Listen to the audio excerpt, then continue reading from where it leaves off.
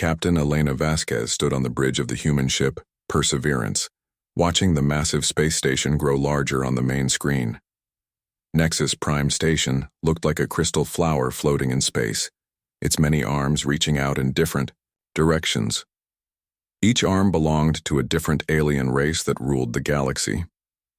The year was 2387, and humans had been part of the Galactic Council for 50 years, but they were still treated like children who needed to be watched. While other races controlled trade routes and owned entire star systems, humans were only allowed to mine asteroids and build simple machines.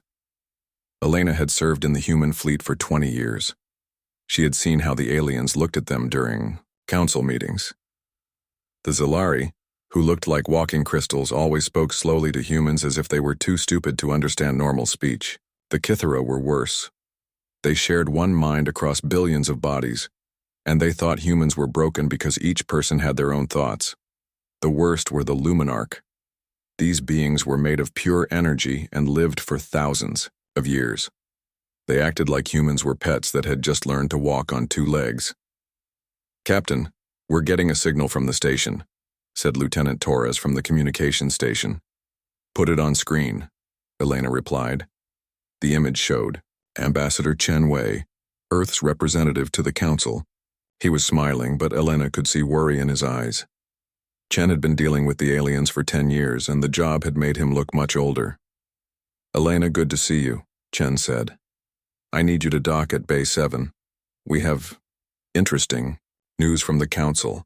Elena nodded. "On our way, Ambassador." As the ship moved toward the docking bay, Elena thought about how much had changed since first contact. When the aliens arrived at Earth 50 years ago, humans had been excited. Finally, they would join a galaxy full of advanced civilizations and learn amazing new technologies. Instead, they found a galaxy ruled by fear. The Council kept strict control over everything. New species were only allowed small roles until they proved they could be trusted. The problem was that the tests seemed impossible to pass. The docking process took 30 minutes. Elena left her first officer in charge and took a small team to meet with Ambassador Chen. The inside of the station always amazed her. The walls seemed to be made of liquid light, and gravity worked differently in each section to make the various alien species comfortable. They found Chen waiting in his office, a small room that felt very human compared to the rest of the station. Real wooden furniture from Earth sat next to alien technology that could probably power entire cities. "Sit down, Elena," Chen said. "We need to talk about Earth's future." Elena took a seat across from his desk. "That sounds serious." "It is." Chen activated a privacy screen that would stop alien technology from listening to their conversation. "The Council has made us an offer. They want to invite Earth into the Inner Circle." Elena's eyes widened. The Inner Circle was the real power in the galaxy. Only the oldest and most trusted species belonged to it. They controlled the best technology and the richest worlds. "What's the catch?" she asked. Elena had learned that aliens never gave anything for free. Chen sighed. "They want us to surrender our military fleet, all of it. They say it's a requirement for joining the Inner Circle. We need to show that humans have moved beyond violence and warfare." "That's insane," Elena said. "Every species needs to defend itself." "That's what I told them," Chen replied. "But they insist. They say the Council will protect all human worlds and colonies. We won't need weapons anymore because we'll be part of the galactic peace." Elena stood up and walked to the window. Outside, she could see ships from dozens of different species. Some were traders, others were Council warships. The alien vessels all looked smooth and perfect, like they had been grown instead of built. Human ships were different. They looked crude and ugly compared to alien designs, but Elena knew they were tough. Human engineers built things to last and to work even when everything went wrong. "There's more," Chen continued. "They want to hold the signing ceremony on Earth. They say it will show the galaxy that humans are ready to take their place among the civilized species." Elena turned back to face him. "When?" 3 weeks from now. All the major council leaders will come to Earth. It will be the biggest diplomatic event in human history. Elena felt something cold in her stomach. "Ambassador, doesn't this seem too good to be true? Why now?" Why are they suddenly willing to trust us? Chen was quiet for a long moment. I've been asking myself the same questions, he said. But Elena, this is our chance. If we don't take it, humans might stay stuck in these small roles forever. Our children and grandchildren would never see anything beyond mining ships and factory worlds. What do our military leaders think about giving up the fleet? They're not happy, Chen admitted. Admiral Knox especially. She keeps talking about backup plans and hidden threats, but the politicians back on Earth see this as our path to the stars. Elena knew Admiral Knox. Sarah Knox had fought in the border wars 20 years ago when pirates tried to attack human colonies. She was smart and careful, the kind of person who always expected the worst. What do you need from me? Elena asked. I need you to take a message back to Earth. Tell them the Council is serious about this offer. Tell them we have a real chance to change humanity's future. Elena nodded, but she still felt worried. I'll deliver the message, but Ambassador promised me something. What? If something goes wrong, if this turns out to be a trap, promise me you'll call for help immediately. Chen smiled, but it didn't reach his eyes. Elena, what could go wrong? We'll be surrounded by the most powerful beings in the galaxy. They're offering us everything we've dreamed of. 2 hours later, Elena was back on her ship, preparing for the jump to Earth. As they pulled away from the station, Lieutenant Torres approached her. Captain, I've been monitoring alien communications, he said quietly. There's been a lot of coded traffic between the Council ships, more than usual. What kind of traffic? I can't decode it, but the pattern looks like military coordination. Signals, like they're planning something big. Elena stared out at the stars. In 3 weeks, the most powerful aliens in the galaxy would gather on Earth to welcome humans into their inner circle. It should have been the greatest day in human history. So why did it feel like a trap? Torres, send a coded message to Admiral Knox, Elena said. Tell her we need to talk as soon as we reach Earth. And Torres? Yes, Captain? Make sure that message uses our most secure channels, the kind the aliens can't monitor. As the Perseverance jumped into hyperspace, Elena couldn't shake the feeling that humanity was about to face its greatest test. The aliens were offering everything humans had wanted since first contact. But Elena had learned to trust her instincts, and right now, those instincts were screaming that something was very wrong. The galaxy was full of species that had trusted the Council completely. Most of them now spent their lives working in alien factories or mining dangerous asteroids. Their homeworlds had become vacation spots for Council members. Elena just hoped that Earth wouldn't join that list. 3 weeks later, Geneva was full of reporters and diplomats from around the world. The signing ceremony would take place in the rebuilt United Nations building, and every major human leader had come to witness what they called the most important day in human history. Ambassador Chen Wei stood on the platform wearing his best diplomatic uniform. Next to him were 3 alien representatives. The Zalari delegate looked like a walking diamond, its crystal body catching the light and throwing rainbows across the ceiling. The Kythera representative was smaller, but Chen knew it was connected to billions of other Kythera across the galaxy, all sharing the same thoughts. The Luminarch delegate was the most impressive. It looked like a person-shaped star, its energy body glowing with soft white light. When it spoke, its voice seemed to come from everywhere at once. Today marks a new beginning, the Luminarch said. Humanity will join the civilized races of the galaxy. You will leave behind your violent past and embrace a future of peace and cooperation. The crowd applauded. Chen smiled and nodded, but something felt wrong. The alien seemed too eager, too excited about this ceremony. In 10 years of negotiations, he had never seen them show this much emotion about anything. President Martinez of the Earth Federation stepped forward to give her speech. This treaty represents everything our species has worked toward since we first looked up at the stars, she said. We are honored to join the Galactic Council as equal partners. Chen picked up the treaty document. It was written on some kind of alien material that felt warm to the touch. The text was in both human languages and alien scripts. He had read it dozens of times, but now he noticed something strange. The alien text seemed to have more symbols than the human translation. Looked up at the Luminarch delegate. Before I sign, could we review the terms one more time? The energy being flickered slightly. Of course.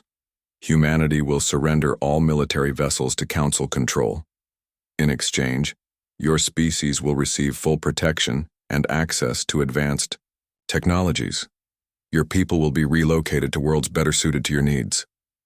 Relocated? President Martinez stepped forward. That wasn't part of our discussions. The Zalari delegate made a sound like breaking glass. All new council members must be properly integrated. Surely you understand. Chen felt his heart beating faster. The treaty I reviewed said humans would keep control of their homeworlds. There must have been a translation error, the Kithara said. Its voice was flat and emotionless. The council version is the official document. Before Chen could respond, every communication device in the building started beeping at once. Security guards grabbed their radios and President Martinez's assistant ran over with an urgent message. Madam President, the assistant whispered, we're detecting massive alien fleets throughout the solar system. They just decloaked. Chen watched the aliens' faces. None of them looked surprised. The Luminarch's glow grew brighter. The transition must begin immediately. For your own safety, of course. Outside, air raid sirens began wailing across Geneva. Through the tall windows, people could see alien ships appearing in Earth's sky. They were huge dark vessels that blocked out the sun. President Martinez stepped away from the podium. This is not what we agreed to. You agreed to join the council, the Zalari said. Its crystal body was changing color, shifting from clear to deep red. The terms are non-negotiable. Chen realized they had walked into a trap. The ceremony, the treaty, the promises of partnership. All of it had been lies. The aliens weren't here to welcome humanity into their council. They were here to conquer Earth. Military officers in the audience were already on their radios trying to coordinate a response. But Chen knew Earth's defenses weren't designed to fight an invasion fleet. Most of the human military was spread across mining colonies and patrol routes. The Luminarch raised one glowing hand and suddenly all the human communication devices went dead. The lights in the building flickered and went out, leaving only the alien's energy form to provide illumination. Resistance is pointless, it said. Your species will be relocated to designated worlds where you can serve the Council's needs. Those who cooperate will be treated well. President Martinez stood straighter. And if we refuse? The Kithara answered in its emotionless voice. This protocol has been implemented 47 times. Resistance always fails. Your species will adapt as the others have. Chen felt sick. 47 times. 47 other species had been tricked the same way. The Council's inner circle wasn't a partnership. It was a collection of conquered peoples who had lost everything. But then something unexpected happened. The building's emergency lighting came on, powered by backup generators the aliens hadn't disabled. President Martinez's secure phone started working again, using frequencies the aliens apparently didn't know about. Madam President, came Admiral Knox's voice over the speaker. Are you safe? For now, she replied. Sarah, please tell me you have good news. I do. Protocol blackout is active. Repeat, protocol blackout is active. Chen saw the aliens exchange looks. They didn't understand what that meant. But Chen remembered briefings about backup plans and emergency procedures. The Luminarch's glow flickered with annoyance. Your military cannot help you. We have disabled your communication networks and located all your ships. Admiral Knox's voice came through clearly. Not all of them. On screens around the room, images began appearing. Deep space monitoring stations were picking up new signals. Ships were powering up in the asteroid belt. Hidden bases were coming online. The aliens had found Earth's visible military, but they had missed something much larger. For 50 years, every human military leader had asked the same question. What if first contact was a trick? What if the friendly aliens were actually conquerors, waiting for the right moment to strike? Most politicians thought these concerns were paranoia, but the military had prepared anyway. The Zalari delegate's crystal body was now flashing angry red. Impossible. Our sensors detected all human vessels. You detected the ones we wanted you to find, Admiral Knox replied. The ones we built where you could see them, but humans learned long ago not to put all their eggs in one basket. More screens lit up around the room. Alien communication networks were being jammed by human hackers. Council ships throughout the solar system were reporting system failures.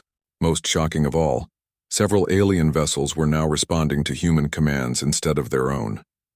The Kithara representative stepped backward. How are you doing this? Your technology is primitive.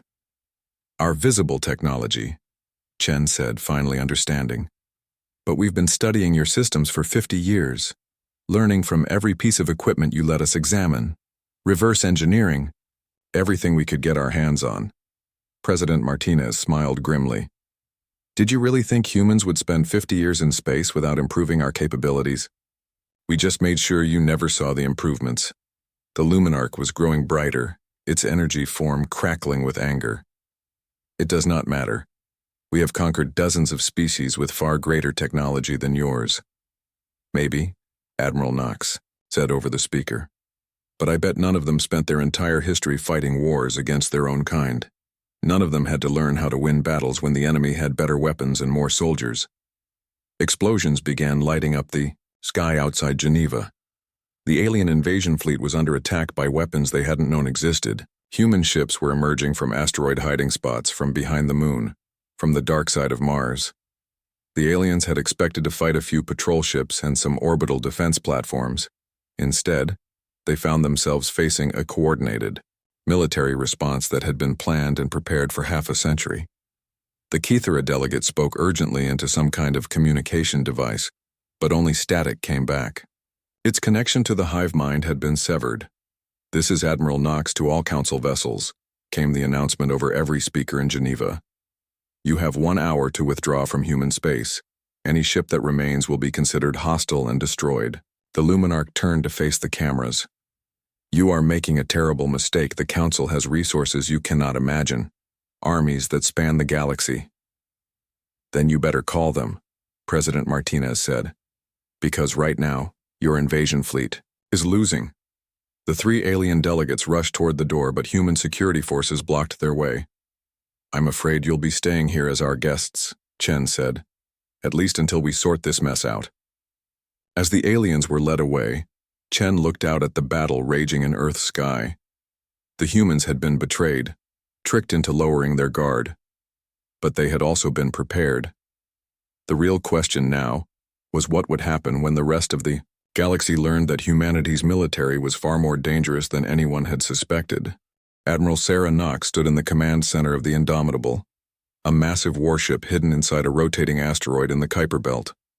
Around her, dozens of officers worked at control stations that looked nothing like the simple technology humans had shown to the aliens for 50 years. The main screen showed tactical displays from across the solar system. Red dots marked alien ships, while blue dots showed human vessels. What would have shocked any alien observer was how many blue dots there were. Admiral, the Mars Defense Grid is reporting successful intercepts, Commander Roberts said from the weapons station. The alien bombardment force has been neutralized. Sarah nodded. What about the Jupiter mining stations? All protected, ma'am. The aliens never found our hidden defense platforms. Sarah allowed herself a small smile. For 5 decades, humans had played the role of primitive newcomers to galactic civilization. They had acted grateful for scraps of alien technology, while secretly building something the Council had never seen before. A true war machine. The aliens made the same mistake that many species had made when dealing with humans throughout history. They assumed that because human technology looked crude, it was ineffective. They never understood that humans designed weapons to work in the worst possible conditions, not to look impressive. Commander Chen, what's the status of our deep space assets? Sarah asked. The communications officer, no relation to Ambassador Chen, checked his displays. All Ghost Fleet units are reporting ready status. The Wraith and her sister ships are in position near the Zalari home system. The Shadow units are holding station near Kithra Prime. Sarah had spent 20 years planning for this day. While alien species built their ships to be elegant and efficient, Humans built theirs to be invisible and deadly. The Ghost Fleet was made up of vessels that could operate completely silent in space, invisible to alien sensors. Each ghost ship was built inside a hollowed-out asteroid and powered by fusion reactors that produced no detectable emissions. Their weapons were kinetic, kill vehicles, chunks of metal accelerated to incredible speeds that could punch through any known alien defense. "Admiral," called Lieutenant Park from the intelligence station, "we're intercepting alien communications. The Council is in panic. They're calling for reinforcements from their core worlds." "How long until those reinforcements arrive?" Sarah asked. "Best estimate is 72 hours for the nearest Council fleets." Sarah turned to the main tactical display. Earth's immediate safety was secured, but she knew this was just the beginning. The Council ruled through fear and overwhelming force. They would not allow one species to successfully resist their authority. "Execute Phase 2, she ordered. Across human space, sleeper agents who had posed as traitors and diplomats for decades began activating. On alien worlds, humans who had appeared to be simple miners and technicians revealed their true purpose. They had been studying alien technology and mapping critical infrastructure for years. The first target was the Zilari communication network.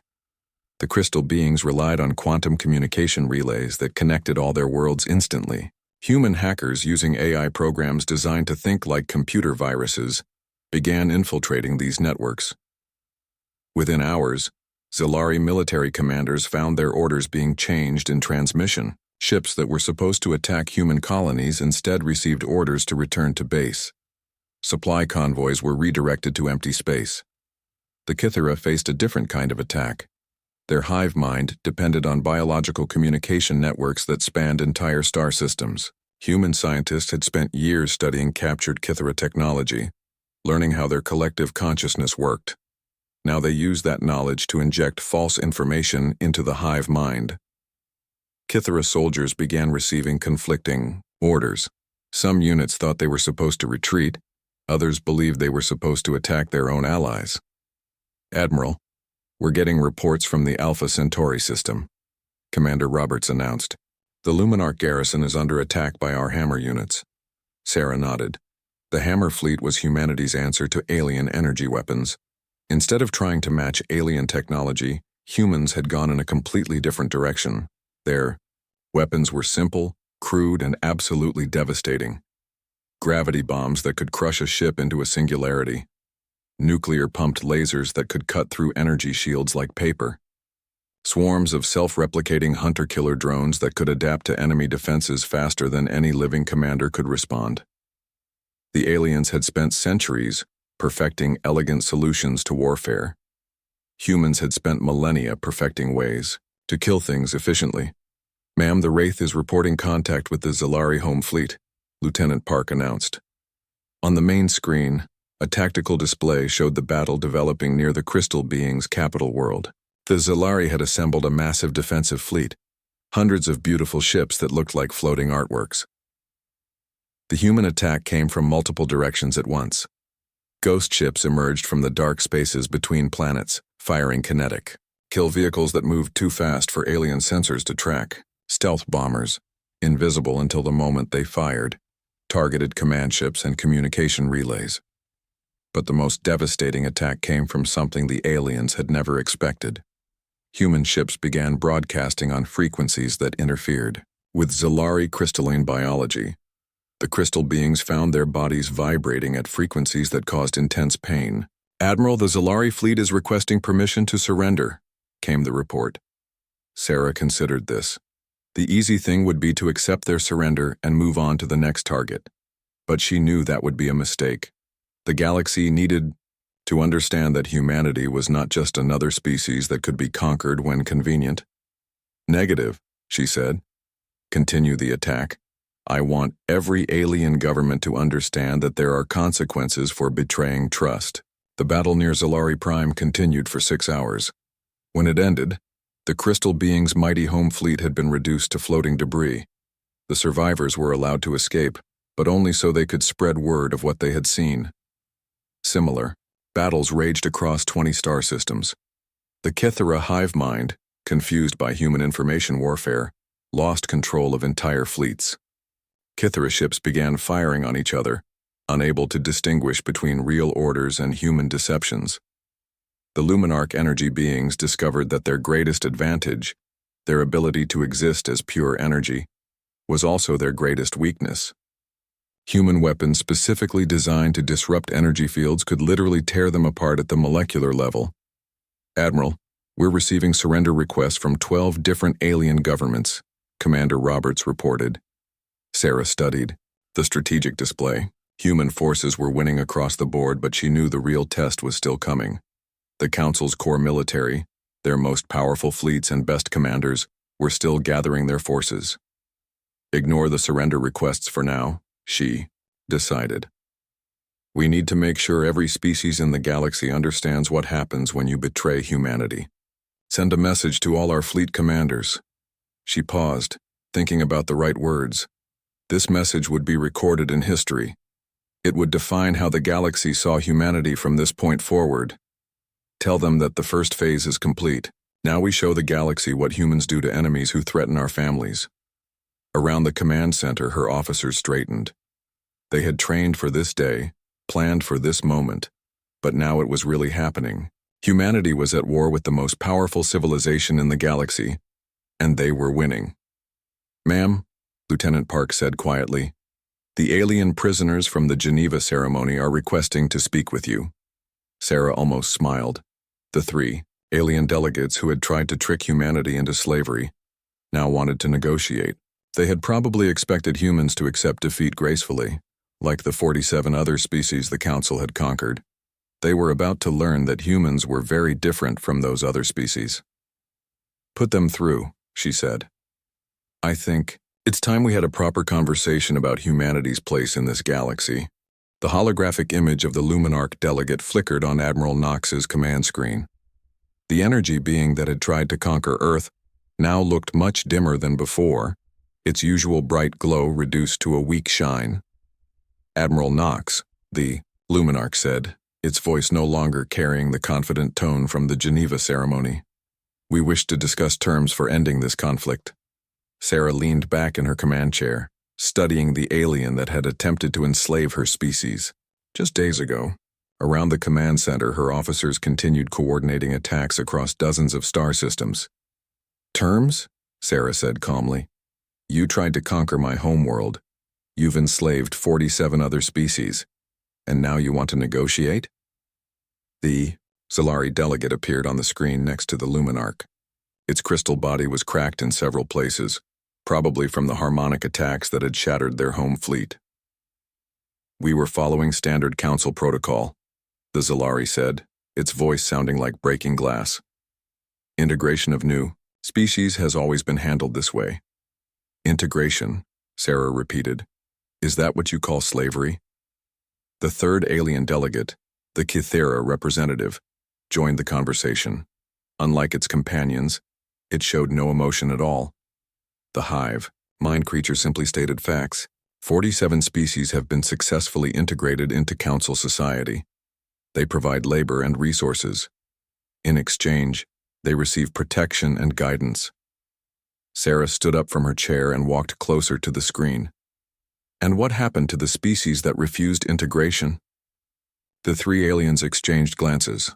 The Luminarch dimmed even further. They were pacified, it admitted. Pacified, Sarah said. You mean destroyed. Military action was sometimes necessary, the Kythera confirmed. Primitive species often resist civilization. Sarah turned to Commander Roberts. Show them the Proxima situation. The main screen switched to display a tactical view of the Proxima Centauri system. Alien reinforcement fleets had been gathering there, preparing for a massive counterattack against Earth. Instead, they found themselves surrounded by human ships that had appeared from nowhere. The battle was unlike anything the galaxy had ever seen. Alien commanders, trained in elegant space warfare with clear rules and predictable tactics, found themselves fighting an enemy that ignored every convention. Human ships attacked from directions that should have been impossible. They used weapons that violated alien understanding of physics. Most disturbing of all, they coordinated their attacks with a precision that even the Kythera hive mind couldn't match. "Your reinforcement fleet at Proxima has been destroyed," Sarah said. "All 400 ships. The survivors are being allowed to escape so they can spread the word." The Zalari's crystal body flashed angry red. "Impossible. The Council fleet at Proxima was our finest fighting force." Was being the important word, Commander Roberts added. "The debris field is quite impressive, if you'd like to see the detailed scans." Sarah walked back to her chair but didn't sit down. She wanted the aliens to see her standing over them, literally looking down on their representatives. "Here's what's going to happen," she said. "First, you're going to withdraw all Council forces from human space. Every ship, every station, every spy. Second, you're going to release every enslaved species under Council control." The Luminarch brightened slightly with indignation. "We cannot simply abandon the integrated species. They depend on Council guidance." "They'll manage," Sarah said coldly. "Humans did." "Third," she continued, "you're going to provide full reparations to every species you've conquered. Technology, resources, whatever they need to rebuild their civilizations." The Kythera spoke in its flat, emotionless voice. "These terms are unacceptable. The Council will not surrender centuries of established order." Sarah smiled, and it wasn't a pleasant expression. "You seem to think this is a negotiation. It's not. These are our demands. You can accept them, or we can continue demonstrating why resistance is futile." "You cannot defeat the entire Council," the Zalari protested. "We have thousands of ships, millions of troops, resources from hundreds of worlds." "Had," Sarah corrected. "Past tense. Commander Chen, show them the current strategic situation." The screen filled with a galaxy-wide tactical display. Red markers showed Council positions, while blue markers indicated human forces. What shocked the alien delegates was how many blue markers there were, and where they were located.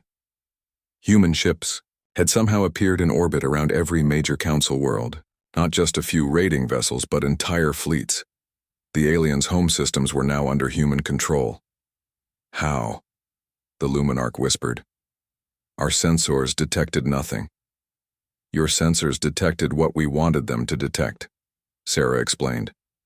"While you were watching our visible fleet conduct mining operations and patrol duties, our real military was spreading across the galaxy. We've been preparing for this war for 50 years. Lieutenant Park stepped forward with a report. "Admiral, the Vega system operation is complete. The Council's main shipyards have been secured." Sarah nodded. "Any casualties among the liberated?" "Workers? None, ma'am. The former slave species are being evacuated to safety as planned." The three alien delegates watched in horror as more reports came in.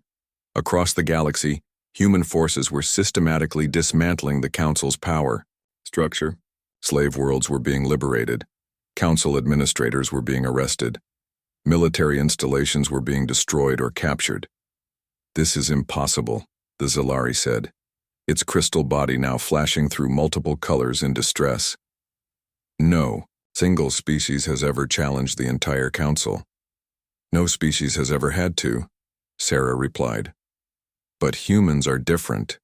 We've spent our entire history fighting wars, not just against other species but against ourselves.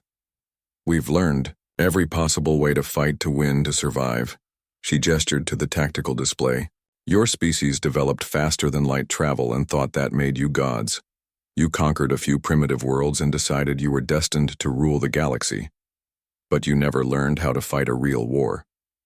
Commander Roberts added, "Your tactics are centuries out of date. Your strategies assume the enemy will fight by your rules. Your technology prioritizes efficiency over durability. Human military doctrine is different," Sarah continued. "We assume the enemy is smarter than us, better equipped than us, and has more resources than us. Then we figure out how to win anyway." The Kythera representative was receiving information through its hive mind connection. Its expression didn't change, but Sarah could tell it was getting bad news. "The core worlds report that human ships are demanding surrender," it said. "They threaten to destroy our capital cities if we refuse." "We don't threaten," Sarah said. "We promise. You have 24 hours to begin implementing our demands. For every hour of delay, we destroy one Council military installation. For every day of delay, we destroy one Council world. The Luminarch's energy form was now barely visible. You would commit genocide? Would we? Sarah asked. You tell me, how many species have you wiped out for refusing to surrender? The aliens were quiet for a long moment. Finally, the Zilari spoke. If we agree to your terms, what guarantee do we have that humanity won't simply become the new oppressor? That you won't enslave us as we enslaved others? Sarah considered this question carefully. It was a fair concern, and her answer would be remembered for generations. Because humans remember what it's like to be the underdog, she said. We remember being treated as primitives who needed alien guidance. We remember being offered friendship and receiving chains instead. She leaned forward, looking directly at the 3 delegates. But mostly because we know that what you did to 47 other species was wrong, and humans have this annoying habit of fighting against things we know are wrong. The Luminarch flickered brighter. And if we refuse your terms? Sarah's smile returned, cold and determined. Then you'll learn why every species in human history eventually stopped fighting us. It's not because we're stronger or smarter or better. It's because we never, ever give up. 6 months after the betrayal at Geneva, Ambassador Chen Wei stood in the rebuilt United Nations building on Earth. Through the tall windows, he could see construction crews working on the new spaceport that would serve as headquarters for the Galactic Federation. The old Council station at Nexus Prime had been destroyed, its twisted remains now serving as a memorial to the species who had died under alien rule. The galaxy was a very different place than it had been before the war. The mighty Galactic Council was gone, its fleets scattered, its leaders either dead or in hiding. In its place, something new was being built, something that had never existed in galactic history. Chen walked through the corridors where human and alien diplomats worked side by side. Representatives from dozens of species that had been enslaved by the Council were now free to govern themselves for the first time in centuries. In the main assembly hall, delegates were debating the final details of the Terran Accords, the document that would establish the new order. Unlike the false treaty that had nearly doomed humanity, this one was written with input from every species involved. Chen entered Admiral Knox's temporary office, where she was reviewing reports from across the galaxy. Sarah looked tired but satisfied. The woman who had commanded humanity's military response to the alien betrayal was now overseeing the most complex peacekeeping operation in galactic history. How are things proceeding? Chen asked. Sarah gestured to the displays showing various star systems. Better than expected. Most of the former Council species are cooperating with the transition. The Zilari have agreed to share their communication technology with everyone. The Kithara are helping former slave species establish their own governments. And the Luminarch? Sarah's expression hardened slightly. Still being difficult. Some of their factions are trying to re-establish control in the Outer Rim. They're telling other energy beings that humanity plans to enslave them, like the Council did to biological species. Chen sat down across from her desk. Are you going to take military action? Already have, Sarah replied. The Ghost Fleet is monitoring every Luminarch faction. Any attempt to rebuild the old power structure gets shut down immediately. She pulled up a tactical display showing the Outer Rim territories. Human ships were positioned throughout the region, but they weren't conquering worlds or establishing bases. Instead, they were simply watching. We don't need to rule them, Sarah explained. We just need to make sure they understand that the old ways are gone forever. Chen nodded.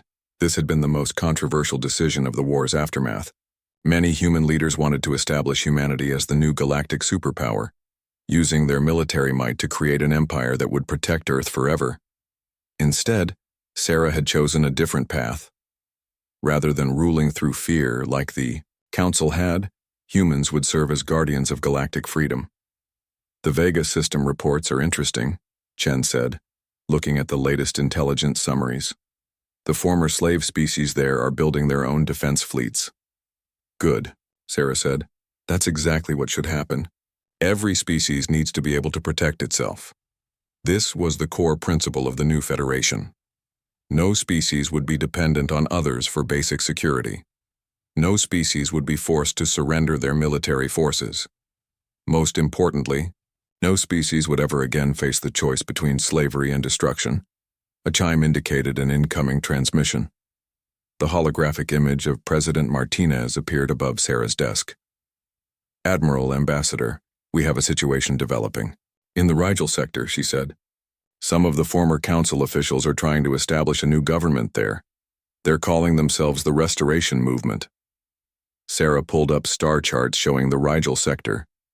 It was far from Earth, near the galaxy's edge, where council control had always been weaker. "What are they promising the local populations?" Sarah asked. "The same thing the old council promised," President Martinez replied. "Protection in exchange for loyalty. They're telling species that without strong central authority, the galaxy will descend into chaos." Chen felt a familiar cold feeling in his stomach. "Are any species listening to them?" "A few," the president admitted. "Mostly ones that benefited from council rule. Species that served as administrators or enforcers." Sarah stood up and walked to the window overlooking Earth's rebuilt capital. In the distance, ships from dozens of different worlds were arriving and departing from the spaceport. Trade was flowing freely for the first time in centuries, but so were ideas and technologies that the council had tried to keep secret. "Sarah," Chen said quietly, "some of the human military commanders are asking if we should just destroy the Restoration Movement before it gets stronger." "I know," she replied. "Colonel Harrison sent me a proposal this morning. Quick strike. Eliminate their leadership, scatter their forces." "What did you tell him?" Sarah turned back to face them. "I told him that we didn't fight a war to free the galaxy just so we could become the next oppressors." President Martinez leaned forward in her holographic image. "But Admiral, if we don't act, they could rebuild the Council's power structure. Everything we've accomplished could be undone." "Maybe," Sarah acknowledged. "Or maybe the species that choose to join the Restoration will learn the same lessons humanity learned. That freedom is worth fighting for, even against overwhelming odds." Chen understood what she was saying, but it felt like an enormous risk. "You're willing to bet the galaxy's future on that possibility?" "I'm willing to bet that freedom is stronger than fear," Sarah said. "The Council ruled for centuries because no one believed they could be defeated. Now every species in the galaxy knows that tyrants can be beaten." She pulled up images from across the Federation. Former slave worlds were rebuilding their civilizations. Species that had been forced to work in alien factories were now developing their own technologies. Most importantly, they were all building their own military forces. "The galaxy has 47 species that remember what slavery feels like," Sarah continued, "plus humans who remember what betrayal feels like. If the Restoration Movement wants to try rebuilding the Council, they'll have to fight all of us." President Martinez looked skeptical. "That assumes the former slaves will fight. What if they decide submission is safer than resistance?" "Then, they'll deserve what they get," Sarah said bluntly. "But I don't think that will happen. Once you've tasted freedom, it's very hard to accept chains again." A new report appeared on Sarah's display. The Proxima colonies, the first worlds liberated from Council control, were requesting permission to establish a joint defense pact with 3 neighboring systems. "See?" Sarah said, pointing to the report. "It's already happening. Species are choosing to work together for mutual protection instead of depending on a central authority." Chen felt some of his worry fading. Maybe Sarah was right. Maybe the galaxy had learned from its mistakes. "What about Earth's role in all this?" he asked. "Do we just watch from the sidelines?" Sarah smiled, and for the first time in months it reached her eyes. "We do what humans have always done best. We help the underdogs." She pulled up a list of requests from across the Federation. Former slave species asking for technology assistance. Newly free worlds requesting help with government structures. Young civilizations seeking advice on military organization. "We share our knowledge," Sarah explained. "We teach them what we've learned about fighting tyranny. But we let them make their own decisions about their futures." President Martinez nodded approvingly. "And if the Restoration Movement becomes a real threat?" Then we remind them why the old council fell, Sarah said. But not as conquerors, as partners, fighting alongside every free species in the galaxy. Chen walked back to the window and looked out at the bustling spaceport. Among the ships arriving today was a Zalari vessel carrying trade goods, a Kithara transport full of former slaves returning to their homeworld, and a small craft from a species Chen didn't recognize, probably one of the many civilizations that were emerging from hiding now that the council was gone. It's working, he said, surprised by his own realization. The Federation is actually working. Of course it is, Sarah replied. It's based on something the council never understood. People don't want to be ruled. They want to be free to rule themselves. As Chen watched, two young beings, one human, one alien, ran past the window, chasing each other in some kind of game. They were laughing together, completely unaware that their species had been enemies just months before. The children don't remember the war, Chen observed. Good, Sarah said. Maybe they'll build something even better than what we've created. Outside in Earth's orbit, the human deep fleet maintained its silent vigil. The ships that had brought destruction to the galaxy's oppressors now served as guardians of its freedom. Admiral Knox's promise had been kept. Humanity would never again allow the strong to prey upon the weak. But as Chen looked out at the peaceful scene below, he realized that Sarah's greatest victory wasn't military. It was proving that power didn't have to corrupt, that strength could serve justice instead of dominating it. The galaxy had learned what happened to those who betrayed Earth. Now it was learning something even more important. What happened to those who earned humanity's friendship?